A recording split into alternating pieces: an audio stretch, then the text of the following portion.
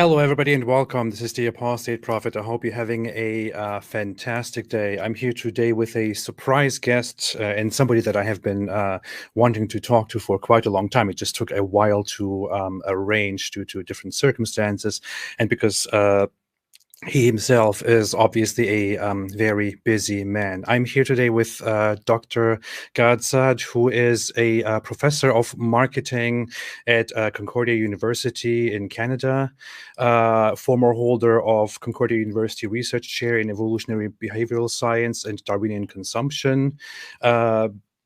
Many more titles. He's also author of several books, including a very interesting one that I like very much, The Parasitic Mind, that I have here with me. I strongly, highly suggest that you read this book. It is full of very nice ideas, very wonderful ideas that also have a very simple and good flow to them that are easily understandable without overcomplicating things, which I think is something that makes Dr. Saad also very unique in academia. But I could talk forever. Dear Dr. Saad, how are you doing? Oh, such a pleasure to finally be with you. I know, as you said, that it's been a while that this has been forthcoming, so I'm delighted that I'm finally here. Thank you for having me. It's a real pleasure to have you. What do you want me to call you? Do you want me to call you God or?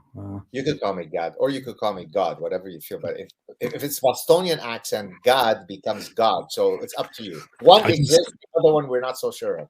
Yeah. I just had this tendency to say "Dear God," like that's how it starts. I think my first email to you was actually started like that, "Dear God." So I have a few questions that I want to ask. First off, was the introduction okay? Do you find it acceptable? Are you offended by it, or do you want to I'm correct I'm anything? I'm I'm very, very offended. I will be reporting you to the proper authorities, but otherwise we can still proceed. That's fantastic. I appreciate that. I accept that. Now, first question. I'm a little bit surprised. It seems like you are an accomplished academic, an accomplished professor, a doctor, and all that. But I learn nowadays, we learn nowadays that terrorism, for example, is something that has nothing to do with ideologies and with certain ideologies. It has to do with the fact that people come from marginalized backgrounds and lower standards and this and that. Now, if I captured it correctly, you are a Jewish person from Lebanon. You experienced the civil war in Lebanon. You were heavily marginalized and oppressed there. You fled that country, came to Canada, found freedom here, but you are still to a certain extent marginalized. So I want to ask you a question that surprises me. Why are you not engaging in terrorist activity? Well, you don't know. Maybe just me sharing all the opinions that I do is a form of intellectual terrorism. So, some people head off to Raqqa to throw, uh, gay people off rooftops as a form of male bonding and adventure seeking. Some of us write books. It's all forms of intellectual terrorism. Don't be a bigot. That is true. I didn't think about it that way. I think you did terrorize me through your book a little bit, I have to admit. Uh, your book starts with that, jokes aside, it starts with that, with your backstory and your background in Lebanon. And I found that part actually very fascinating, touching. It brings a good context to why you are talking about the things that you're talking about. Remind me, so you were born and grew up in Lebanon, right? Right. Yeah, I was born in Lebanon, grew up there. We were part of the last, remaining Jewish community in much of the Middle East, but certainly in Lebanon. Even though in Lebanon, there had been somewhat of a Jewish presence, it became more and more precarious in the 20th century to be Jewish, even in the context of, quote, progressive and tolerant Lebanon, so that we were, much of my extended family had left by the start of the Civil War. So in 75, the metric by which all future civil wars are measured, which is the Lebanese Civil War, began. And so we were stuck. We were part of the last group of Jews that had remained in Lebanon. It was now completely impossible to be Lebanese and Jewish in Lebanon. And so we experienced the first year of the Civil War. It was a It was something that I wouldn't wish upon my worst enemies. And subsequently, and this is something that I briefly touch upon in the Parasitic Mind, my parents, even after we came to Canada, they kept returning to Lebanon until 1980, at which point they were kidnapped by Fatah, and some really bad stuff happened to them and so on. But luckily, they were able to be freed and rescued. And so, yeah, it was a pretty bad uh, childhood growing up. Now, prior to the Lebanese war, starting, uh, people might wonder, so how was it to be Jewish in Lebanon? And that's also something that I discuss in the book. The idea is that yes, we weren't under imminent threat prior to the Civil War, but the undercurrent of genocidal hatred of the Jew was in every nook and cranny of society, right? So it's not so you had this secret that you had to somewhat hide. Now, people could of course find out that you were Jewish. They just had to go to the synagogue on Saturday morning to know that you're Jewish. But you didn't advertise it. You didn't wear a big Star of David. It was, be Jewish, but be quiet. We're tolerating you, but don't be obnoxious. And of course, as I said in the book, the genocidal Jew hatred is everywhere. If you get diabetes, it's because the Jews did it. If it's sunny today, it's because the Jews did it. If it's rainy today, it's the Jews who did it. If your wife cheats on you, it's because some Jew put that in her mind. I remember one time when I was maybe 8 or 9 years old, the teacher asked us to stand up and say what we want to be when we grow up. And one person gets up, I want to be a policeman, I want to be a doctor, I want to be a soccer player. And someone in my class who was supposedly a friend of mine said, when I grow up, I want to be a Jew killer. And everybody laughed and clapped. So this is the world that I grew up in. When I was 5 years old, when Gamal Abdel Nasser died, the Egyptian president, the Pan-Arabist, the president of Egypt, there were demonstrations in Beirut, as there always is, where people are angry about something. In Arabic, you say muzaharat. That this is like a type of procession, protest in the street. And one of the chants that I remember as a 5-year-old hearing is, death to the Jews, death to the Jews. This was what did I have to do with the Egyptian president dying? But I knew that there were a whole bunch of people walking down my street screaming death to the Jews. So it's in that context that I grew up, always knowing that I was different. And this is why when we left Lebanon, I mean literally the day we left and we were flying out of Beirut, and I describe again the story in the Parasitic Mind, and many people have written to me saying how touching it was, and I appreciate that. As the captain said that we were out of Lebanese airspace, my mother put Jewish insignia. I can't remember if it was a Star of David or a high symbol, which is another Jewish symbol, but I think it was a Star of David. And she said, now you can wear this and be proud and not hide your identity. So it's in that context that I grew up. So when people say, oh, Lebanon, it was progressive and tolerant, it's progressive and tolerant by the standards of the Middle East, not by that which we hear about today, diversity and inclusion. Yeah, you hear often these comparisons that Lebanon is like the what did they say, the Paris of the Middle East, yeah. Yeah, the Paris of the Middle East, and but only to a certain extent. I mean, we know the history. It was one of the largest conflicts over in the last half century. How did that come about, though? I mean, it's like you describe how you coexist with others in this society, and it is kind of an open secret that you are Jewish. You are not supposed to talk about this. You are supposed to keep a low profile, and there's this constant looming, this fear that anything could happen anytime now. Things could start going really bad for us anytime now, and you are living with this constant fear. And then in the end, over certain disagreements, it exploded, and many Jews like yourself had to flee that nation to find refuge here. I think you haven't been to Lebanon. I've never been back to Lebanon, and I so regret it, and for several reasons. Number one, uh, I regret that Lebanon is this film that's in the back of my mind that I can no longer access. It's almost as if I saw a spaghetti western movies in the 60s with Clint Eastwood. That's how my life feels like. You want to go back and actually see that where you grew up, the school that you went to. You want to concretize this. Also, I have children, and I regret the fact that, notwithstanding the horrors that we went through, uh, we are Lebanese. I am Arabic is my mother tongue. I am as much Lebanese as anybody else from that region. Probably my ancestors have been there most people have been there. And so I would have loved for my children to be immersed in Arabic culture, to speak Arabic, I would have loved that, maybe we have a home in Lebanon where I can go back. So for all sorts of reasons, I regret that that tie has been broken. Now I have been invited back to Lebanon, as I gain prominence in life.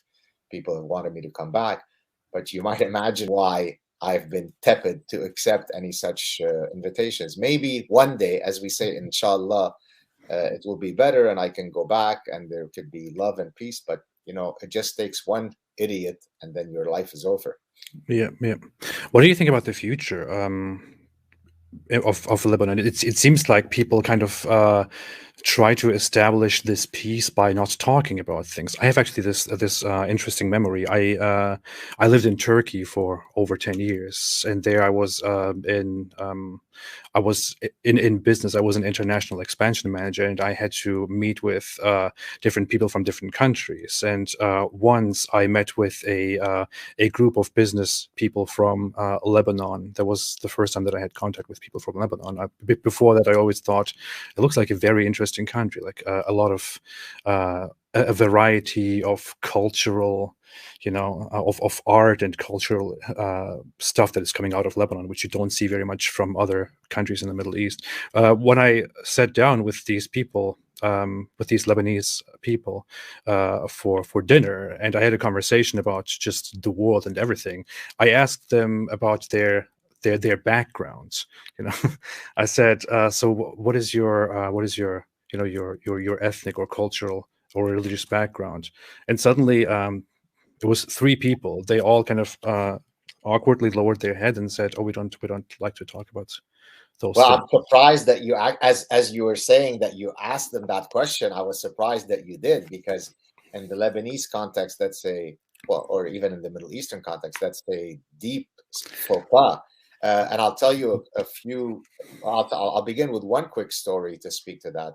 Many years ago, of course, before I was married, you'll see in a second why I'm saying, of course, I had been set up on a date with a Syrian woman. Her husband was a professor of engineering, I think, at University of Damascus, but they had also emigrated to Canada.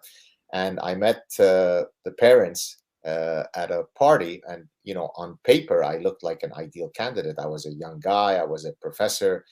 On paper, boy, I looked like a catch. Now there was only one problem. They needed to find out what my religion was, and according to them, there were only two options. I could be Christian or I could be Muslim. Now they were Syrian Christians, a rare group, and they needed to make sure that I wasn't a Muslim. And so when I went out with the daughter, who was a very beautiful young woman, the conversation was exactly not unlike the one that you had with the three people, because she had to find out what my religion was without asking me directly. But it was so transparent and so ridiculous the way she was trying to find out. And that's all she was interested in. So when we went out on maybe 2 or 3 dates, and the only thing that she was doing was to try to find out. So I kind of played along, and I kind of, uh, you know, uh, in Arabic you say stalamta, like I was kind of trolling her because I knew what she wanted, but I wouldn't give it to her. So, for example, if she said, "Oh, so where do you celebrate Christmas?" I would give an evasive enough question that she would not know, she wouldn't get an answer. So, after a few days, we were sitting at this beautiful tea house, coffee shop tea house, and I looked at her and I said, "You know, I've known all along what you've been trying to find out." And of course, she feigns like in a very Middle Eastern, "What, me? What do you mean? I don't know." I said, you want to know what my religion is? No, never, me, never. I said, well, I'm going to make it easy for you. I am your parents' worst nightmare. Because what do you mean? What do you mean? I said, well, just I mean exactly that. I am your parents' worst nightmare. So she goes, what do you mean? You're Muslim, right? I said, no, much, much worse. And then she couldn't, she just was, her brain was exploding because she couldn't find another option. She didn't even know of another option. I said, no, I asked her to come like this, which is kind of a very ironic Arabic thing. I said, come closer. I said, I'm Jewish. Now, you know, in cartoons, when the cartoon character runs so quickly that there is smoke that pops up, that's what happened with her.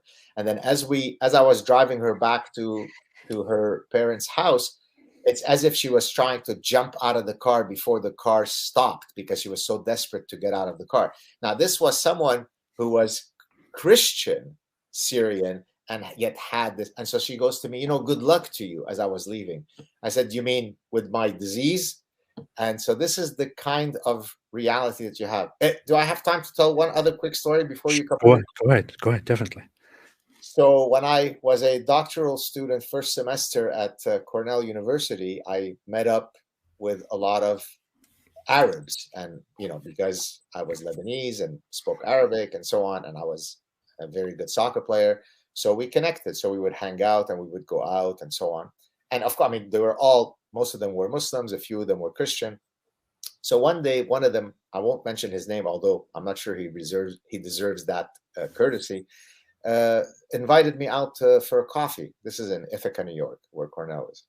And we go out, and so we sit down, and he goes, you know, he pauses very early in the conversation. He goes, you know, Gad, I really like you. You're a very cool guy. I said, but you know, why do you say that? Why are you surprised by that? Is it because I'm Jewish? He goes, well, no, come on. I mean, you're not a Jew, Gad. I said, no, no, no. I am a Jew. He goes, no, come on. You know what I mean. So in his mind, I wasn't the stereotypical default value of a Jew. I was Arabic. I spoke Arabic. Yes, I mean, I was Jew, but not Jew. Now, this was a graduate student at Cornell University, right? It wasn't the guy in Raqqa who can't read who joins ISIS, right? It's the elite, but yet he couldn't extricate himself. I could probably keep you here for another 10 hours because oftentimes what happens is when I meet people and we speak in Arabic, they can never presume who I am. And so therefore the floodgates open up because they're not monitoring what they are saying. And if I showed you what they say, well, I mean, you could probably guess it's not a pretty sight, Ridwan.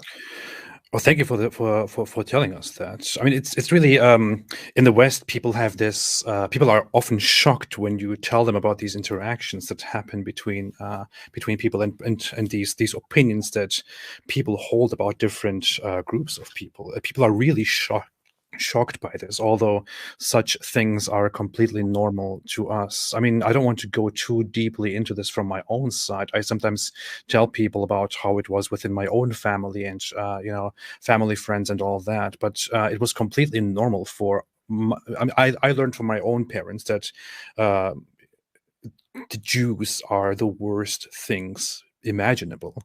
It is such a, it makes such a psychological impact that the word Jew, when said in Arabic or in Turkish, Yehudi, is still, it carries such an undertone, such connotations. It's I still feel like I'm saying something you know, worrisome when I pronounce that word. That's the thing that's going on. You know, it was completely normal. For example, one gathering that I remember, just between my parents and family friends, we are sitting there and they're talking about the end times. You know, I come from a very religious family and very religious family friends, and they're talking about the end times and about how the Jah, the Islamic version of the Antichrist, will come, and how he will be accompanied and followed by a bunch of Jews. And I'm just sitting there, and I'm not religious or anything at that point, and I think to myself that, I mean, really, you know all these things, you know that all of these things will happen, and they will happen just like that. And what about the Jews? Do they know that these things will happen? So I actually loudly asked, I said, so what about the Jews? Do you actually think that Jews know about these things, and what are they doing? And the family friend said something that is very popular among in the Islamic world. He said, well, of course they know. Of course they know. They are preparing for this. They know very well what will happen in the end, and they are preparing. They are both afraid, and they are also plotting. If you go to Israel, you will see that you will see that the Jews are planting a certain tree, which is the Gargat tree, because they know very well that this tree will protect them from us when they will be fighting us, and we will be, you know. This is the hadith story. Look, Yeah, behind every tree, there's a Jew hiding. yeah, Yes, of course. yeah, yeah. Now, but of course, though, you, because you don't speak Arabic, you must be misinterpreting the Quran. If only you spoke Arabic, oops, as I do, then you would know that when the Quran says kill, kill, kill, kill, kill, kill, kill, kill, kill, kill, kill, take an espresso break, resume killing, what it means is kill with kindness, kill with love, kill with massages. So because you're not a philologist of Arabic, you are spreading mischief and fitna in society. Do better, Irfan. That was beautifully put. This is why I invited you here, so that you can teach us teach us how to approach things differently, from a completely different perspective, and make everything beautiful again when everything is actually terrible. So that's perfect.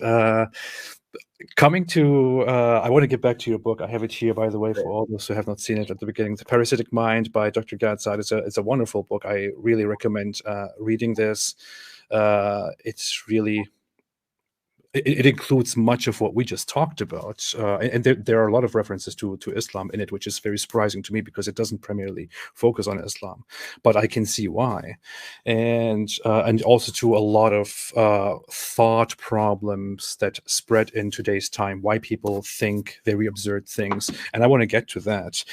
You obviously have a very big passion for freedom, and I can see where that comes from. I can see how growing up in a very repressive environment, in hiding and all that, might have given you an appreciation for freedom, and you very much expressed it in your book as well, right? I mean, that is one of the main motivators behind why you appreciate freedom so much. Yes, thank you for asking this question. I state in chapter 1 that there are two life ideals that shape my life. It's the pursuit of truth and the defense of freedom. Without these two things, then we are just, nihilists. We are just anarchists, where there's no logic or rhyme to anything. And so everything that I do in life is motivated by these two ideals. Now, of course, part of it stems from the tragic reality of my growing up and my childhood. But I also think it's just the random combination of genes that make up Saad that make me who I am, right? In other words, I might have grown up in beautiful Massachusetts. And yes, it would have been different in that I didn't experience all the horrors that I did, and I wouldn't have been as, exposed to what a society void of freedom would amount to. But I just think that it's who I am. I'm personally injured by attacks on freedom, by distortions of truth. Oftentimes people ask me, well, you seem like such a nice and affable person and a warm person, but sometimes when we look at you on social media, you seem a lot more caustic and severe.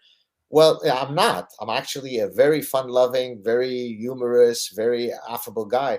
But whenever you see that, indignation come out of me on social media, it's precisely because I simply can't bear that people could be so dishonest.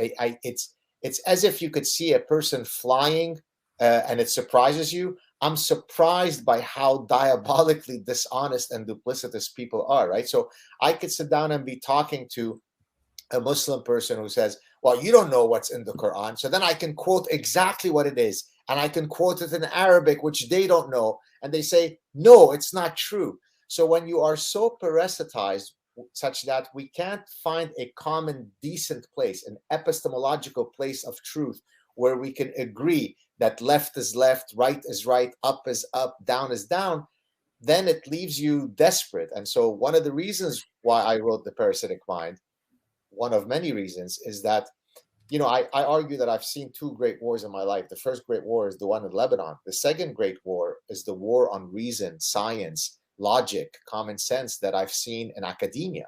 I mean, it's simply unbelievable. And this is not strictly related to Islam issues, right? We can't agree on whether only women menstruate or whether sometimes boys menstruate, right?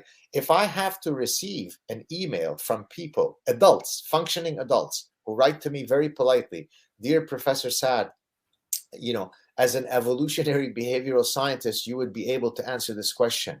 Is it wrong for me to say that only women menstruate, or has that information changed now?" Well, when someone is so insecure about their knowledge of the world that they have to write to a professor to know whether only women menstruate or sometimes men or women menstruate, then I need to be fighting against this. So yes, truth and freedom are the key drivers of life, and people should stand up and defend both. It's worth it.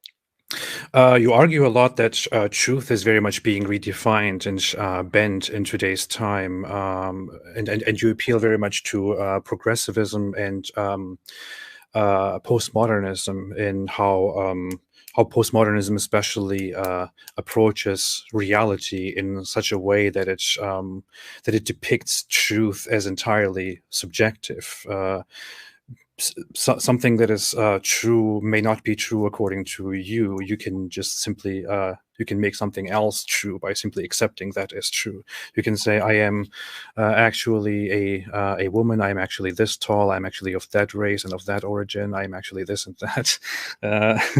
Is this something that you think is a very big problem in our time, that is a danger in a sense, which is why you are speaking out against it? Or? It is. So look, in the book, the reason why the book is called The Parasitic Mind, so maybe I could step back and just explain this a bit.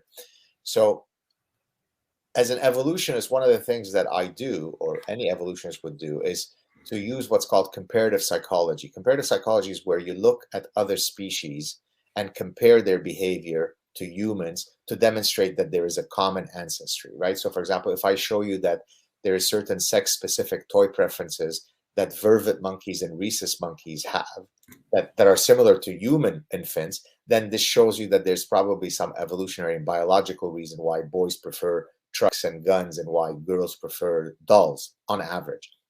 So as I was trying to understand why is it that human minds could be so parasitized by these dreadfully false ideas, I wanted to look for in the animal kingdom to draw an analogy. And so I got into the neuroparasitology field.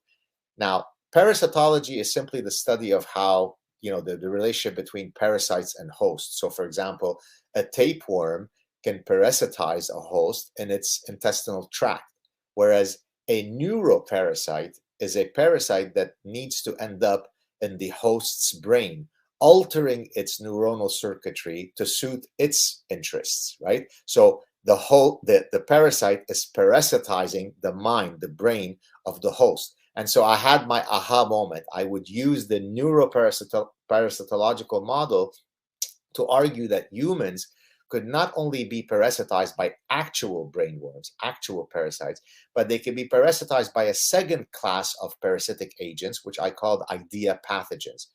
Now, postmodernism, so to come to your question now more directly, postmodernism is the granddaddy of all idea pathogens because it removes our ability to even have an epistemology of truth, right? Now, scientists can disagree about what is true or not. And scientists, what they thought was true 300 years ago is different than what they think is true today. That's why in science, we talk about provisional truth. We used to think that the sun revolves around the earth. Then the Copernican revolution came along, and now we don't think so. We know that the earth revolves around the sun. But we do think that there is a means by which we can access truth. Otherwise, there'd be no point getting up as a scientist every day to study anything, because anything is subjective and relative and prone to personal biases. So postmodernism is the most dangerous of idea pathogens because it eradicates our ability to have sense making, right? If we can't agree that only women bear children, if we can't agree that the sun rises in the east and sets in the west, now both of these come from a story that happened in 2002, where myself and my former, so I had a doctoral student who had just defended his dissertation, and he wanted us to go out to celebrate for dinner. So we were going out, myself, him, my wife, and his date. And so before we went out to dinner, my doctoral student calls me up to give me a heads up, to tell me that his date for the evening was a graduate student in postmodernism, in women's studies, and in cultural anthropology. To which I said, okay, so the holy trinity of bullshit. And so, of course, the story was that, he was trying to get me to, promise that, I would be on my best behavior. We just want to go out, have a nice time. To which I said, yes, of course, I'm going to be on my best behavior, which of course was a complete lie. So about halfway through the evening, I asked the lady in question, I hear you're a postmodernist, no universal truths, correct? And so that's when I asked her, is it not true that only women bear children? And so she scoffed at my stupidity and said, of course not. There's a Japanese tribe off some Japanese island where within their folkloric realm, within their mythological realm, it is the men who bear children. So by you restricting it to the biological realm, that's how you keep us, barefoot and pregnant. Then I asked her, does the sun rise in the east and sets in the west? To which there she used deconstructionism, which is a mutant variant of postmodernism, where she said, what do you mean by east and west? And what do you mean by the sun? That which you call the sun, I could call dancing hyena. I said, well, fine, the dancing hyena rises in the east and sets in the west. And she said, I don't play those label games. So this was not, as I always remind people, this was not an escapee from a mental institution. She wasn't a psychiatric patient. Although, given the fact that she was studying postmodernism, you couldn't tell that she wasn't a psychiatric patient, because we couldn't agree that only women bear children and that there is such a thing as east and west and the sun. So, of course, it's dangerous. Now, in a very small way, it's dangerous to the wallet, to the pocketbook of the parents who spent their lives saving money to send their child to a $75,000 a year school where they learn this bullshit. What does that get you? Can you build better bridges with postmodernist physics? Can you cure cancer? Can you solve mathematics problems? Can you understand the human condition better? No. It's exactly why I call it intellectual terrorism. While the 9/11 hijackers flew planes onto buildings, postmodernists fly planes of bullshit onto our edifices of reason. It's nihilistic. It's destructive. It's a Darwinian dead end. It leads you nowhere. So to answer your question in a very long-winded way, yes, it's very dangerous and it needs to stop. It's an interesting perspective. It's like it is not simply that people hold certain ideas that are unreasonable and idiotic. I mean, the example that you gave just now of that woman, it sounds almost like a parody. It sounds like a parody account on Twitter saying all these things, but it's not just a person holding very absurd beliefs. It is also that these absurd beliefs are being normalized and then taught to you, or forced onto you, or taught to your children whom you want to bring up a certain way. So it's a complete it changes the entire environment that you live in and the future generation that you hope for and raise. So in that regard, I can see where you perceive the danger. And I would add, I mean, to your point, when I was first standing on top of the mountain, screaming and warning people about all of these idea pathogens, some other ones of which we might end up talking about: social constructivism, militant feminism, cultural relativism, identity politics, biophobia, the innate fear of using biology to explain human behavior. These are all other, idea pathogens that I discuss in the book.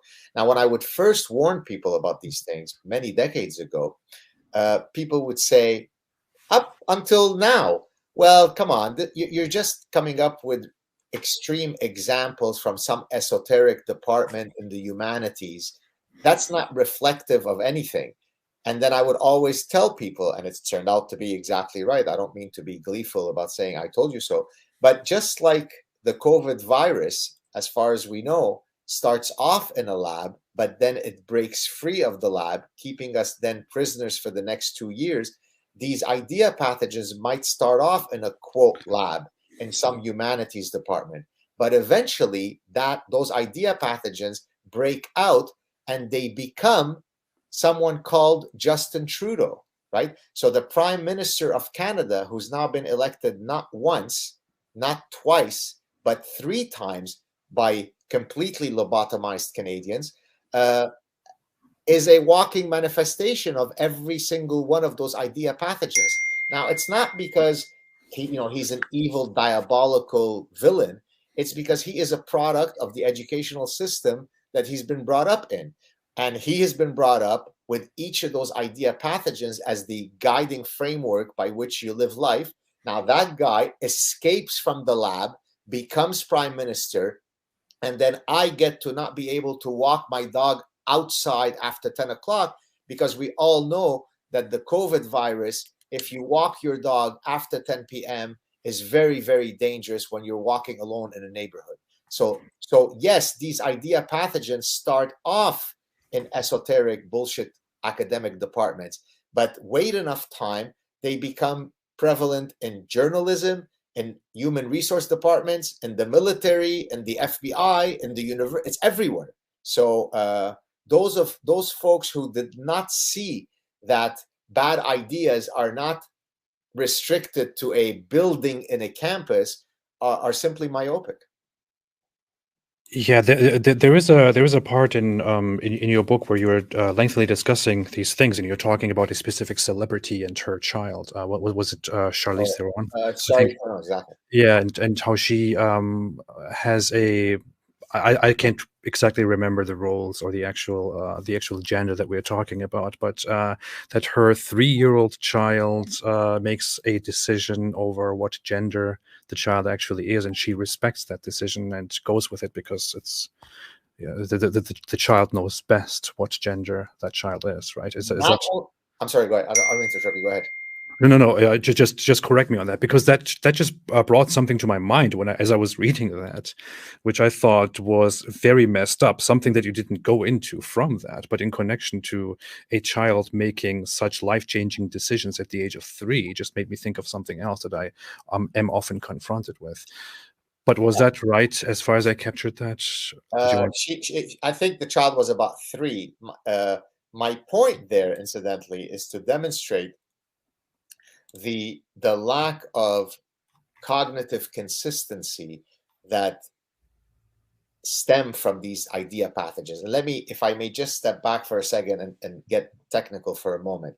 So when you study rational behavior, so my doctoral dissertation was in psychology of decision making. I studied, how much information do people search before they stop and commit to a choice. Okay, and so within this behavioral decision making paradigm, one of the things that one studies is axioms of rational choice.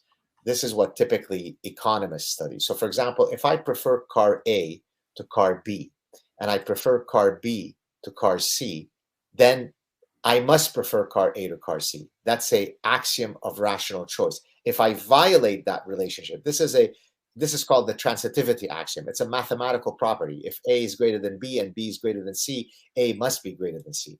Now let's apply this framework to the noble progressives, peace be upon them, because they're smarter and more moral than the rest of us. Okay, well, here's what Theron is saying. The 3-year-old is sufficiently cognitively developed that when he or she says that they are in the wrong gender, you shut your mouth, transphobe, and you accept it. On the other hand, now let's talk about how they view age. If you are 17 years old, 364 days, therefore you didn't hit 18. Tomorrow you hit 18, but you're not yet 18. And you take out an insurance policy against your parents, kill them, and then recoup the insurance policy. Well, you can't really punish this person because they're just a child. We all know that their prefrontal cortex doesn't develop till they're 25. So to punish this person, because I'm progressive, so I'm very, very kind and empathetic, to punish this person who's a child at 17 years old, 364 days, is cruel. So on the one hand, from this side of my mouth, someone who's almost 18 who takes out an insurance policy on their parents should not be punished because they're a child. But on this side of the mouth, someone who's 3 years old and says, I am of the different sex, is old enough, right? That's the kind of distortions you get when you are parasitized by idea pathogens. It's insane. Yeah, but it made me just think about something. I don't know if I'm thinking about this the right way, or whether I should even be thinking about this. But obviously, because I'm talking so much about Islam and Islamic culture and rulings and this and that, and I have a lot of back and forths with people, you are probably aware of one topic which concerns child marriage within Islam, which is something that I happen to discuss very often with people. And what we often say, which is established, is that a child is not capable of making a decision as as great as having sexual interactions with an older person, or having sexual interactions in general.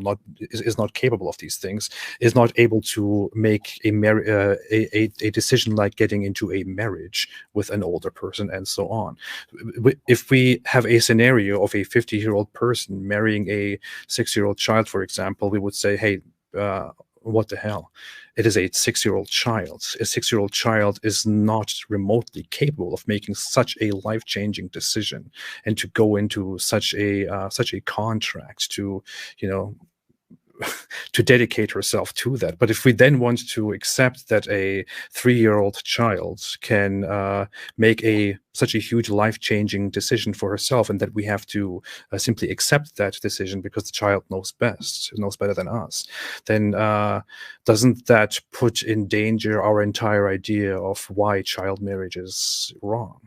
Yeah, exactly. And by the way, speaking of child marriages, honor killings, female genital mutilations, the noble prophet Justin Trudeau, peace be upon him, when he was a member of parliament before he became prime minister, the Harper government, so the previous government before Trudeau, had put out an edict that in Canada we do not tolerate barbaric practices. And Justin Trudeau had come out with all of his training as a substitute drama teacher, which was the most prestigious job he had held up to that point. The most prestigious job he had held prior to leading one of the G8 countries was a substitute drama teacher. Okay. So he feigned indignation. He was angry, and he was very upset that the Harper government would be using the word barbaric in describing child marriages, honor killings, and female genital mutilation. He wasn't upset by the barbaric actions or realities. He was upset that you would call them barbaric. And of course, here, what's the idea pathogen that is parasitizing his mind? It's cultural relativism, right? It's basically saying, who are you, bigot, to judge the cultural and religious traditions of another people? Which you might remember in the book, I talk about a case that arose with a former friend of mine, Sam Harris, who's apparently no longer a friend because, I'm a mean guy who didn't hate Donald Trump enough, and therefore I can't be part of his super cool Malibu Cool Skid party. But when Sam tells a great story, which I quote at length in the book, where he is speaking to a bioethicist who was serving, I think, on President Obama's, peace be upon him also, who was his ethics committee, or whatever it's called. And she was very much of a hardened cultural relativist. And Sam asked her, so what if there was a culture, I'm slightly, paraphrasing the words, I don't remember the exact quote, but you can read it in the book. What if there was a culture that said, for every 4th child, we must gouge their eyes so that they are blind, so that they can walk towards the light? And then she said, well, if that's their religious and cultural, then who am I to say? So this person who was sitting on a presidential ethics committee did not have the moral compass which we've all evolved to have through this little thing called evolution, she didn't have the moral calculus to say, what? You mean it would be okay to gouge the eyes of every fourth child so that they are blind? If she doesn't have the gumption to do that, then it shows you what happened to cultural relativism. It's insane. Yeah, it is such a terrible position to hold, such an idiotic position to hold, and almost a bigoted position to hold, a position where you ironically consider yourself superior and other cultures inferior, so much that you would judge such things as terrible if your own people did that, because your own people, are advanced and they know better and all that. But if others do that, if other, worse cultures, terrible cultures do that, then you just can't really judge them because they just don't know, and that's just what they do, and they just, they just weird. And Well, you're fetishizing, so I talk about this, you're fetishizing the old Jean-Jacques Rousseau noble savage idea, right? Those people, those wonderful brown people, and in many cases they're not even brown, but anybody who's not called John Roscoe and from Arkansas suddenly becomes brown, right? So those wonderful exotic brown people don't have it in them. They couldn't know any better. It's for us to teach those poor little people, and you rub their head, right? It's I think it was one of George Bush's speechwriters who coined the term the soft bigotry of low expectations, right? So that's exactly what it is, right? Look, I'll tell you two quick stories about that, one of which maybe both I discuss in the Parasitic Mind. One of them I discussed in the Parasitic Mind. The second one just happened recently. I was once sharing a clip of an Iraqi astronomer who was arguing that it's very clear the Quran says the earth is flat, and here's the quote, and so on, and so therefore absolutely the earth is flat. So I shared that, and I just said, I mean, look what happens when a scientist has been infected with a religious doctrine. So a fellow academic of mine, who's a white woman from Northern California, writes to me, not writes to me, I mean writes on my on the Facebook thread something to the effect of, why are you going after those people? Do you think that it's right to go after the marginalized people? To which I answered her, so you're not offended by a fellow scientist saying that the earth is flat. You're offended that I would point to him saying that the earth is flat. So imagine how bigoted she is to actually think that that Iraqi astronomer is not worthy of mockery and ridicule because, he's just a poor Muslim. What would he know any better? Isn't that what bigotry is? The second story I was going to tell you just happened yesterday, but I have a million others like that. I shared a photo of the voluptuous Stacey Abrams. Do you know who that is? Yes. Stacey Abrams is a noble woman of color, therefore she's right on everything because her skin hue establishes whether you're right or wrong. I have lighter skin than Stacey Abrams, so we know that she must be right and I must be wrong. So she posted a clip of herself, and now I'm just going to mention her weight. I didn't mention it in the tweet. I'm going to mention her weight because obesity is one of the main comorbidity factors related to a bad trajectory for COVID. So she weighs, I don't know, 500-600 pounds, and she is shown sitting down with 100 kids behind her. All of the kids are fully masked, like they are wearing the niqab, whereas she is without the mask. So I said, look at this noble woman of color who is doing this. So I got attacked by a million people, many of whom were also noble people of color. They weren't offended by the unbelievable cruelty and hypocrisy of her position. Young children can't breathe while I, 600 pounds, cannot wear a mask. They were offended that I would post this clip, which was a photo that she had posted and then deleted. So I was being misogynist and racist for sharing her photo. So imagine that this person operates in the real world. it's pretty scary, right, Ridvan? I mean, it's unbelievable. It is. It is. It is. I don't know. I don't know what to say any further. It's just what surprises me is just that the fact that you are also a noble person of color. So I don't know why people are reacting to you. You can say whatever you want, and I can too. I'm also a noble person of color. And by the way, using the noble victimology poker that they have instituted, I often use that, and it's just laughable to see how they wilt away, right? So all I have to do, let's say I see a journalist from Forbes magazine attack me.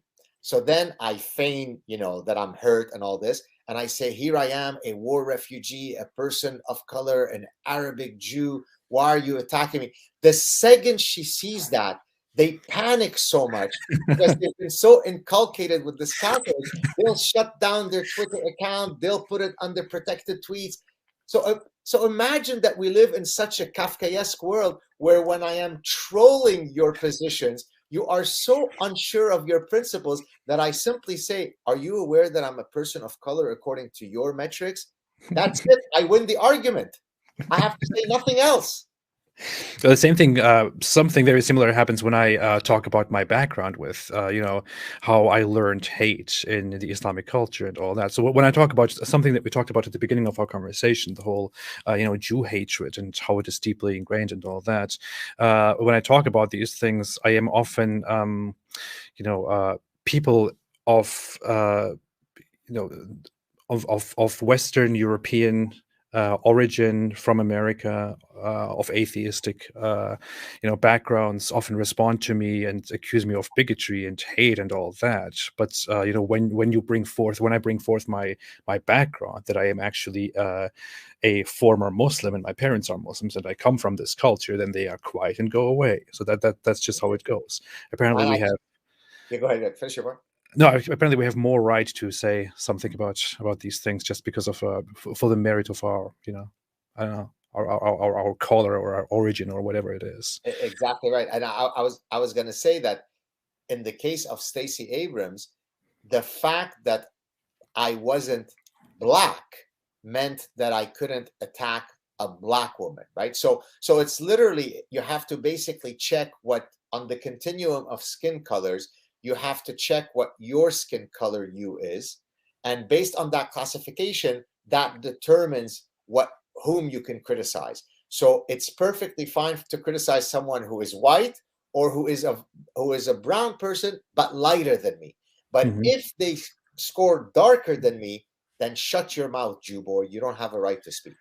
Yeah. What I find very surprising in your book is that I actually honestly found that very surprising. So I really liked how your book approaches things, and I like how often you bring up things that I talk about quite frequently. One thing is, I believe in chapter 6, you go deeply into, you say a phrase, I'm not sure how exactly it was, but you talk about antithetical ideas to Western values, and you mentioned that Islamic law, Sharia, is like the ultimate form of exactly that. And then you go deeply into discussing certain details of Islamic law concerning how people are treated completely differently based on their religious background and also based on their gender, for example, such as that killing a Muslim requires, retaliation or something in exchange, whereas killing a Jew does not, and things like these. It was very surprising to me that you actually discussed these things so deeply. How come you give that example? Well, because several reasons, one of which is whenever you see either Westerners or Islamic folks get on TV, and either by ignorance or due to duplicity, they espouse some positions that are so laughably false that if the journalists had the most basic understanding of the phenomena that were being discussed, they would say, what the hell are you talking about, moron? So example, there was a time when I don't remember his name, the imam that was trying to build a Islamic center right next to the Twin Towers. he would go on every show and say, Sharia law and Americans' jurisprudence, you can't tell them apart. They're so similar. They're exact. They're the same. I can't tell them apart. They're the same. You believe in one, you believe in the other. Okay. So I'm sitting there and I'm almost hyperventilating. I'm saying, what? I understand why he's doing it, but the person who is interviewing them, do they not have the journalistic duty, if not the journalistic integrity, to be prepared for this? And that's one example where the imam is giving his BS. But the other example is when I'm interacting with Westerners who say, "Oh, Sharia." I mean, look, one of the justices sitting in the Supreme Court, who's I think a Jewish woman, was saying, "Oh, we've learned so much. I mean, the Islamic law, Sharia law, has brought so many things to our thinking." And so I said, "You know what? Let me explain to you what Sharia law is." So that was kind of the impetus, because there, what I'm doing is I'm explaining the concept of ostrich parasitic syndrome, right? Ostrich parasitic syndrome is the malady that I have coined for people, being parasitized by nonsense and doing the la la la. I don't want to hear what reality is, right? Or the metaphor of the ostrich burying its head in the sand to ignore reality. So the truth is so different than what is being espoused that it needed to be told. So it's and to add to what you're saying, Ridvan, it's not just if you kill a Muslim it's this, but if you kill a Jew it's that. We have it down to fractional values. I could tell you this guy is worth 3/8. This one is worth. So I have it down to a fractional science. Now, what is the most fundamental concept of American jurisprudence? The Lady Justice is blind. Is blind to what? It's blind to the identity of the perpetrator and the victim. So, contrary to the imam of bullshit, not only is Sharia law not anything like American jurisprudence, you couldn't create a system that was more different. That's why I wrote that section. That is very good. I want to tell you just one very short thing, very short lived experience from my side. So I grew up in Germany. I lived there for quite a long time. Went to school there. At the age of 16 or so, we moved to Turkey, which I really did not want. And I didn't like living there. I hated it, to be very honest. I always wanted to go back. Wasn't allowed and all that. But many years later, I found my way of freely visiting Germany again and going to my old school that I left in 8th grade. And I really liked that school, and I liked the director, who was a very nice woman who would help me a lot when I was not really a good student. So I went there, visited my director, sat down with her. She was very surprised to see me, very happy. We're talking, and she said, "So what did you miss the most, or what makes you want to, visit your old home the most?" And I said, "You know what? I love the tolerance here." And she said, "Yes, the tolerance." And notice, I said, "I love the tolerance here." And then we are talking, and what she tells me is, "I am glad that things are really changing here for the better as well, and that we are opening our doors and making everything available for those who are less fortunate.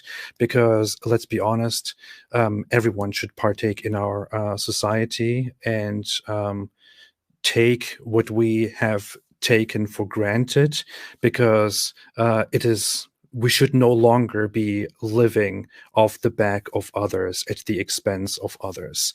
So I hope that our future will be better. And I'm just sitting there, and I just took all of that in, what she said, and I thought to myself, "Wait a minute, what the hell? I just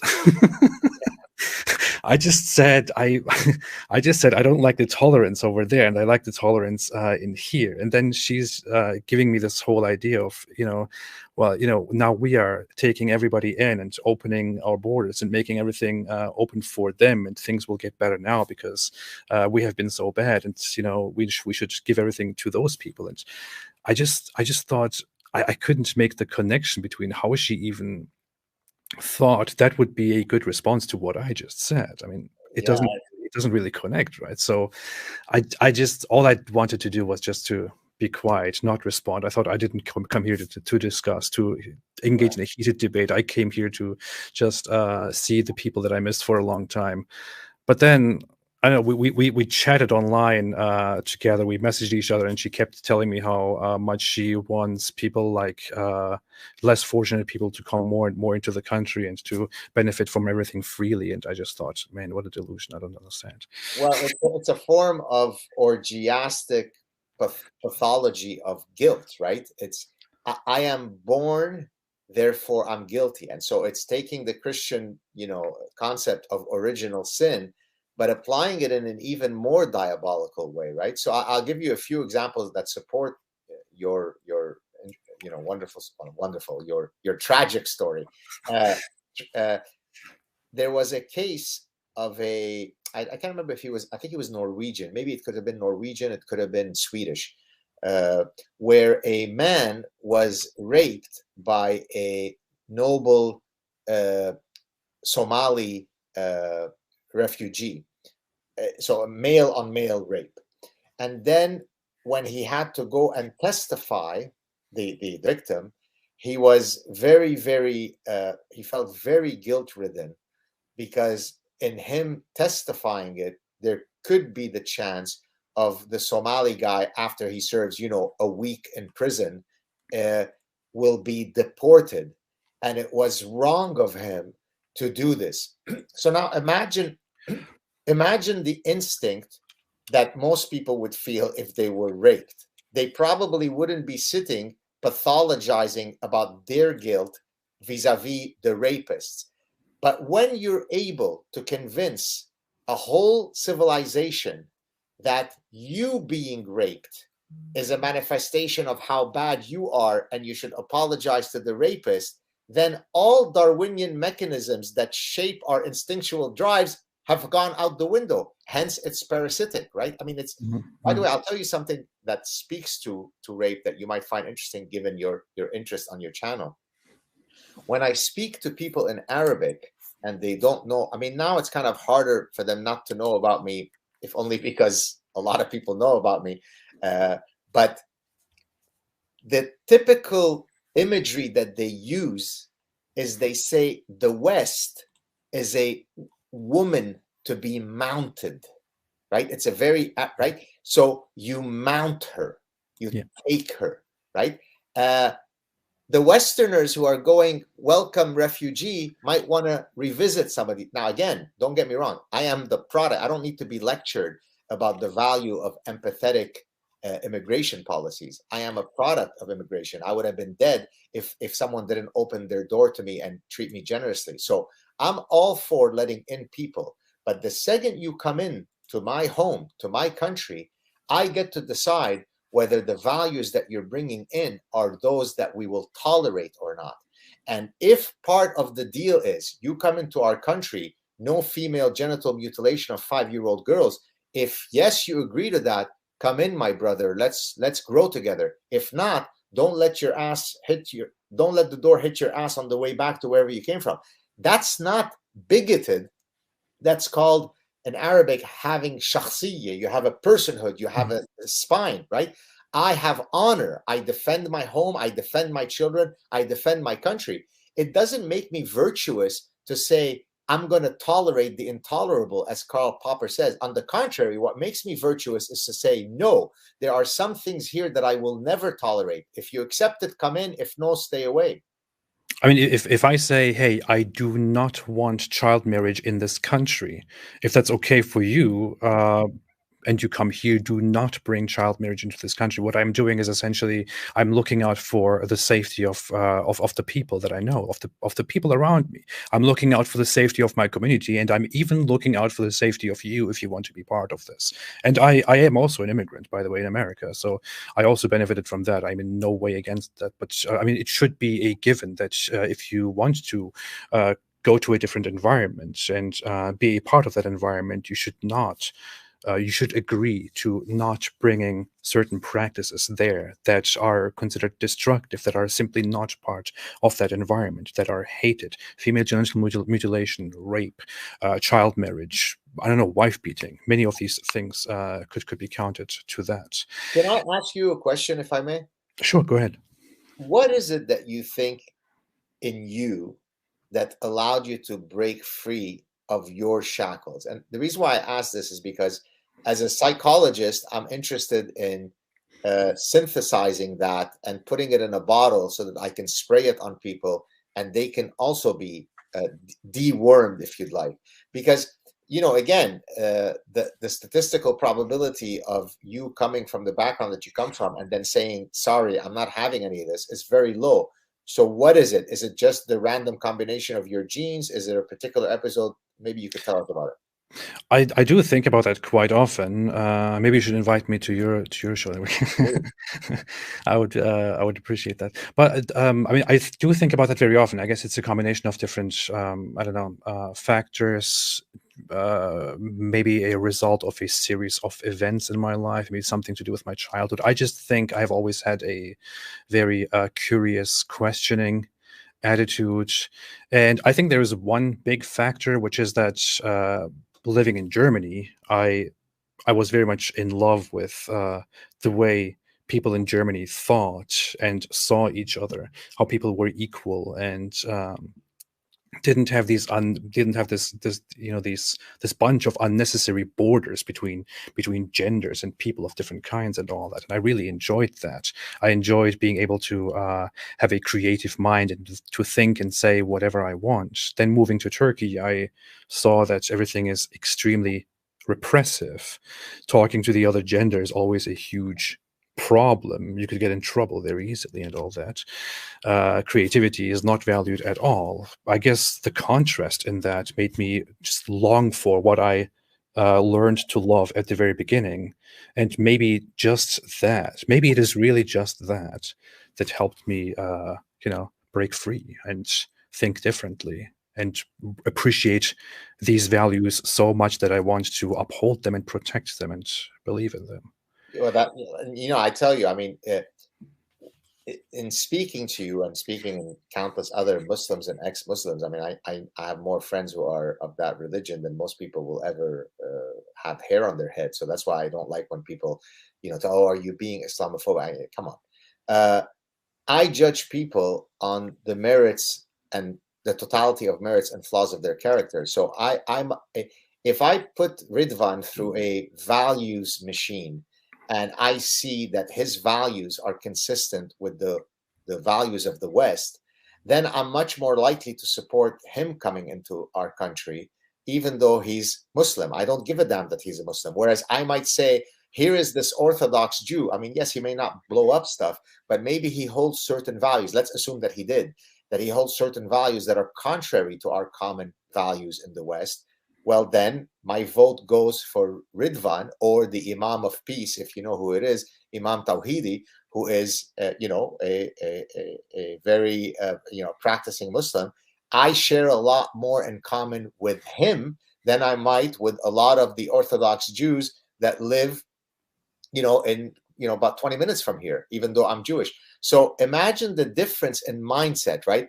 I could be closer to a Muslim, given my background, than I would be to a Jew. Why? Because I'm completely not parasitized in the least bit by tribal thinking. I judge each individual on their merits and flaws. Whereas yesterday, when people got angry at me for criticizing Stacey Abrams, all that they saw is they're Black, I'm criticizing a Black person, Black, no, therefore my position is wrong. So that's why identity politics is another one of those incredibly corrosive idea pathogens, because Lebanon, just like you just gave the example of how you went to Germany and to Turkey and how this may have shaped your trajectory. Well, the reason why I tell the story of my Lebanese background is because I lived what happens to a society that is perfectly organized according to identity politics lines, right? So when you now have in the West the ethos of identity politics, I come along and say, oh, that's what you're looking for? Well, I'm going to show you the perfect model of identity politics. What's the end trajectory? Forget about the Balkans. Forget about the Iraq sectarian war. Forget about Rwanda. Go to Lebanon and see what happens when everything is judged through the prism of which tribe you belong to. It never leads to a good place. So, it's just unbelievable that all of these lessons are lost on these ultra noble and empathetic and progressive. It's just amazing. Thank you so much. I really appreciate that. Before we end this, I really want to read a few comments here and super chats. There are some comments for you, some questions for you. I would like to address that as well. But thank you so much, God. I really appreciate everything so far. By the way, I saw quite a few comments that said something like this: "The horror of life." Kim said, "Godfather, why are you so ruggedly handsome and intelligent?" Ah, very good. Would it have hurt you to add sexy and sensual to that list, please? Why am I so? That's the beauty of evolution. It takes the genes of each parent, it combines them, and then you get this creation in front of you. It's only evolution. I can't blame it on anything else. That's a very fair response. Thank you so much. Hindu historian made a super chat and said, "I love your book, Dr. Saad." Thank you so much. I don't know if you know this, and forgive me for, I don't mean to toot my horn, but since the name of the person or the handle is Hindu historian, just 2 weeks ago I was amazingly astonished and humbled when the Prime Minister of India sent me a personal letter of appreciation. That's truly one of the highlights. It shows you what happens when you get out of the academic lane that you're supposed to be in, right? I mean, I could have just had a very successful career as an academic and just do my research and so on. And that's great. And I continue to do that. But expanding, building bridges to the greater public, coming on these shows, interacting with people can get someone as politically powerful as the prime minister of the biggest democracy in the world to pay attention. That really humbled me. So there you go. So thank you. I saw the news of that. That was quite impressive, really. It was nice. Yeah. Secular Sekai made a super chat. Unfortunately, a super sticker. Unfortunately, I cannot see it here, but thank you so much. Nikolaus and Ruprecht said, "Thank you for scheduling this so that Europeans can watch you live. This is the best times." Very nice. Great. Thank you for being here. Silver LTC said, "AP, could I please get your opinion on the hypocrisy of Surah 1099 asking for a friend?" I can look into that at a separate time. I believe it's talking about something like if Allah wanted everyone to believe, they would believe, or something like that. I did talk about that several times. I will do so again in the future. I'll make a note. Thank you. Zero Miedo said, "Awesome guest." Thank you. Thank you for the kind words. I know. I appreciated that too. Juna Birchwater said, "Great chat, Ridwan and Dr. Gad Saad." Thank you. Sid Dave said, "Muslims are the biggest proponents of secularism when in minority, but support Sharia in majority. They always join leftist party in their own host country." It's something that is quite common. I don't want to generalize now, but I see what you are talking about given certain statistics. Yeah. Well, by the way, that's exactly the historical mechanism of the Meccan versus Medinan period, right? When you are in the minority and you have few followers, preach peace and love and let's hold hand and sing John Lennon. When you are in the majority, show no mercy and smite them at their necks. It's an old playbook. That's funny. I was just I started imagining Muhammad and his companions singing "Imagine" together. He said it. He said about Muhammad. Death threats, please, to Ridwan. Yeah, Dr. Gad Saad didn't say anything. You can direct everything at me. I take full responsibility. Sandy17 Oct said, "AP, can you use your superpowers to oust Erdogan from Turkey? It seems he's ruining a perfectly liberal state, especially with the alliance with Muslim Brotherhood. Love your videos. Thanks."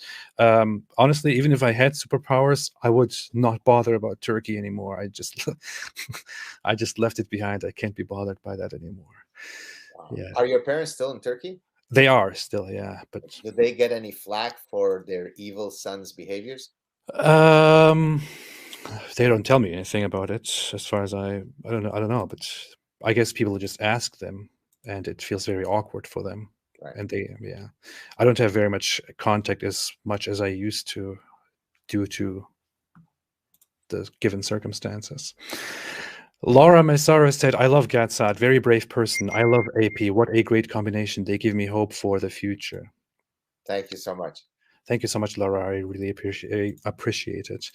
Whoopi Goman said, please make him say shout out to Montreal. Oh, okay. Well, I am in Montreal, but shout out to Montreal. So sure. Well, thank you for that.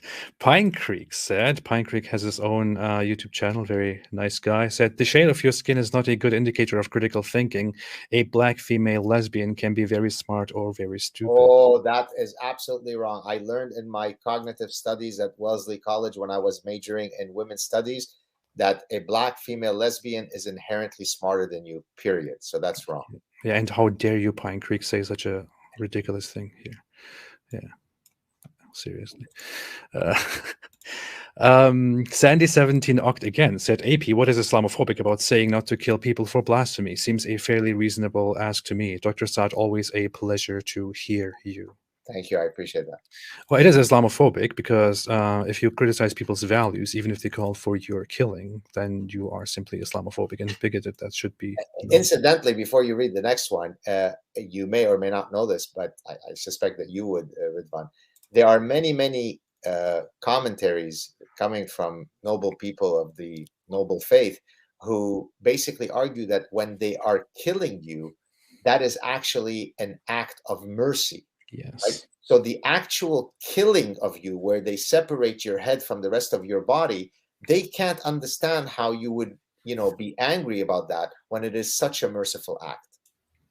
I want to play you a clip in a few seconds, maybe if you have a little bit more time, just to get your opinion on something, if you're okay with that. Okay, go for it. But before that, Muslims support leftist Congress in India, Democrats in the US, Trudeau in Canada, Macron in France, but Erdogan in Turkey, MBS in Saudi, Imran Khan in Pakistan. Yeah, I mean, people always go for what is in their best interest, right? I mean, people are motivated by self-interest. And if it is in your own best interest or in the best interest of your own group to choose a specific candidate or a specific ideology or party in Europe, but a completely different one in your home country, then that is probably what you will end up doing. And that is what people frequently do, as I've experienced as well.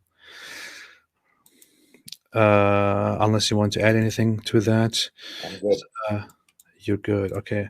Now I want to, as I mentioned before, I just want to play a few little clips just to get your idea on whether you think these are good ideas or bad ideas, and whether criticizing these is freedom or bigotry.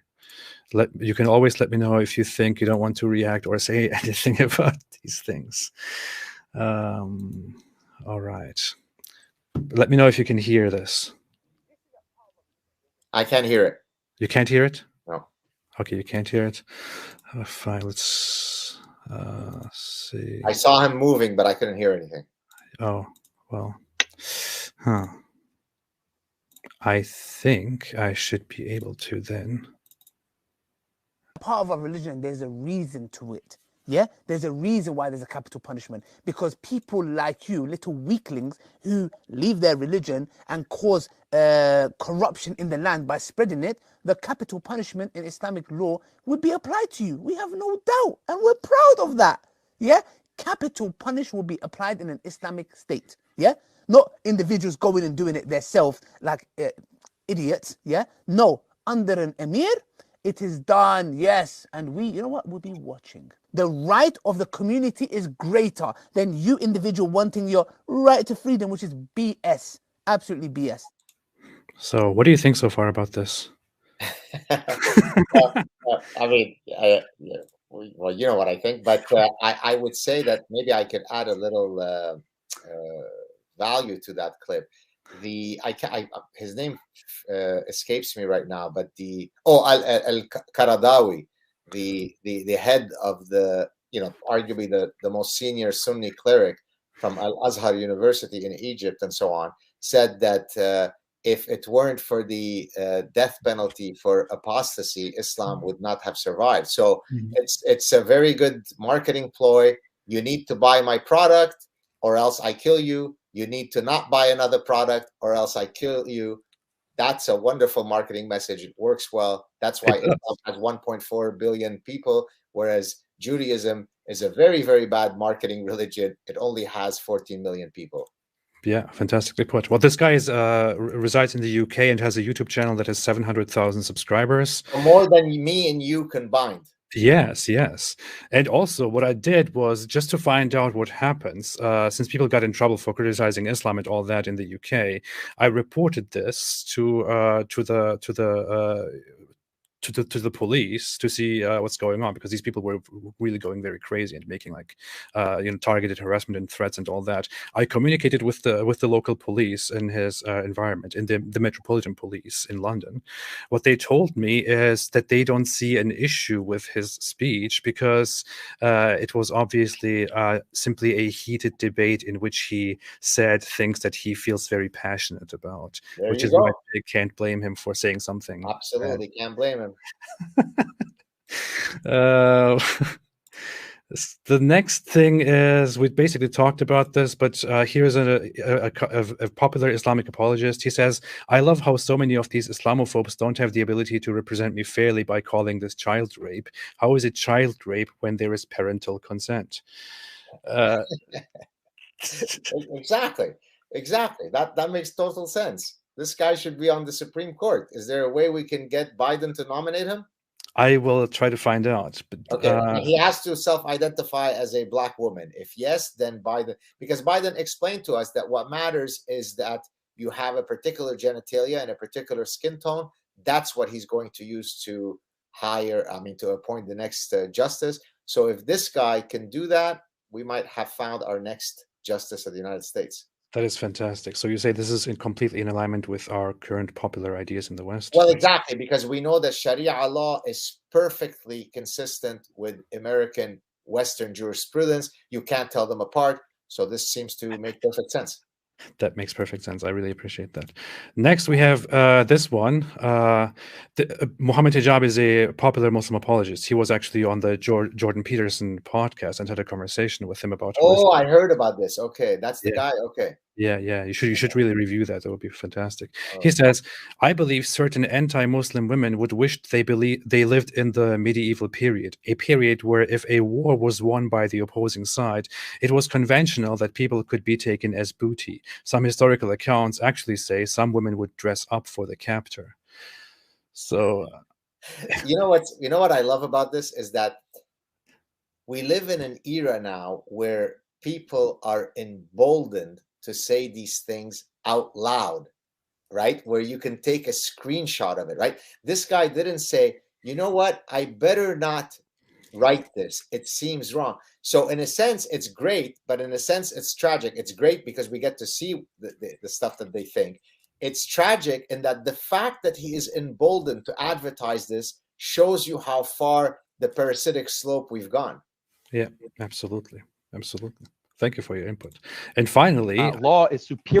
Sharia law is superior to human rights because Sharia rule preserves marriage and family. Both Islam and human rights are in 100% agreement that women are accountable if they break the law. And that means Islam and human rights are in 100% agreement that women should be beaten. You have to give managers in these corporations the right to beat their employees. How do you beat your employees?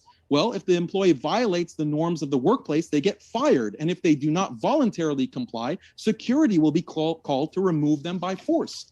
Managers have to have the right to beat their employees.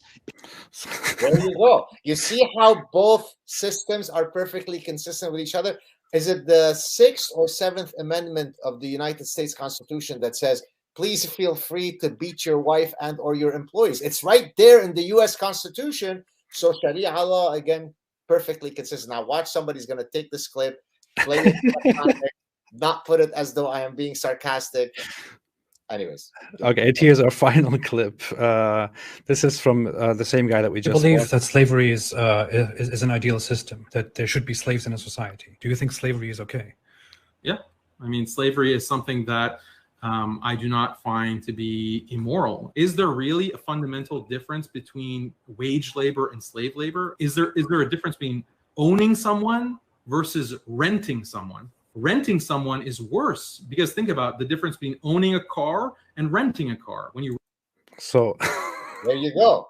There you go. I mean, it's look. What's amazing, by the way, is that and this is not only specific to Islam. It's specific. It holds true for all religions, right?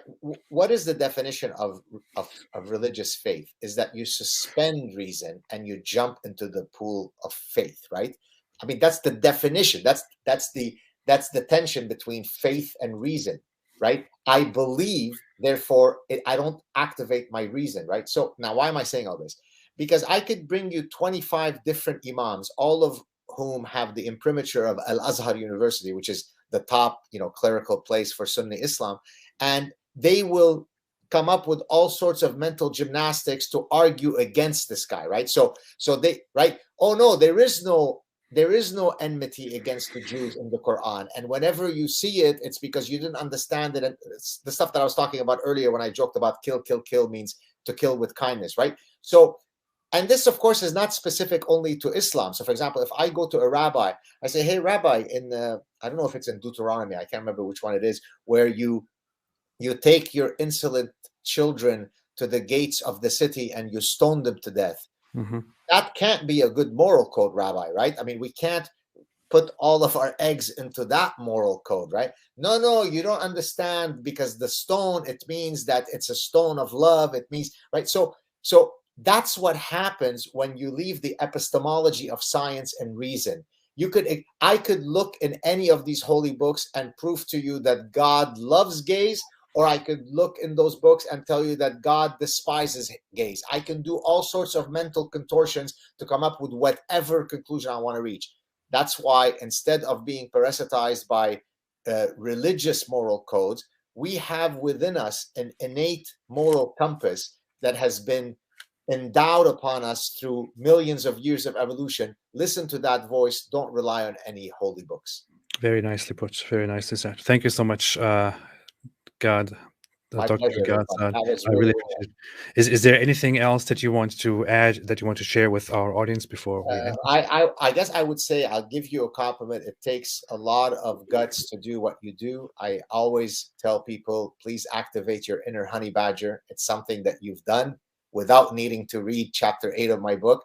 I think that if more people were to activate their inner honey badgers and contribute to the battle of ideas, we could win many of these battles today peacefully, because tomorrow we will fight them, but it won't be peacefully. So the choice is really ours. Either we have these nice conversations peacefully, or we will fight street to street tomorrow. Thank you so much. That was really, really very well put. And as said again, The Parasitic Mind, Dr. Saad's book, which we very much discussed today. There is so much more in this. I only wanted to go into specific aspects of it.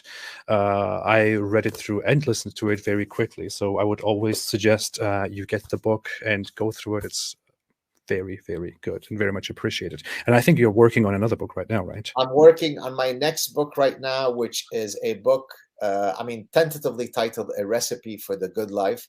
Of course, many people have written about this. Here, what I do is I bring my own personal background to that story, backed up with science. So people say, how come you always seem to be smiling and joyful, even when you're dealing with serious issues? You always seem to have this kind of positive, affable quality about you. Well, read my next book and you'll find out how you can get there. Do you also tell people how to be good looking? Or? That one is a bit tougher, because most of it, unfortunately, is restricted by genes. But there's certainly, listen, I lost 85 pounds, and I think I'm probably more desirable today than when I weighed 250 pounds. So there are some things you could change about your looks, and other things you can't, unfortunately. Thank you so much, Dr. Gatsa. Thank you, everybody, for watching. Thanks, everyone. Have a fantastic day, and I will see you again very soon. Cheers. All right.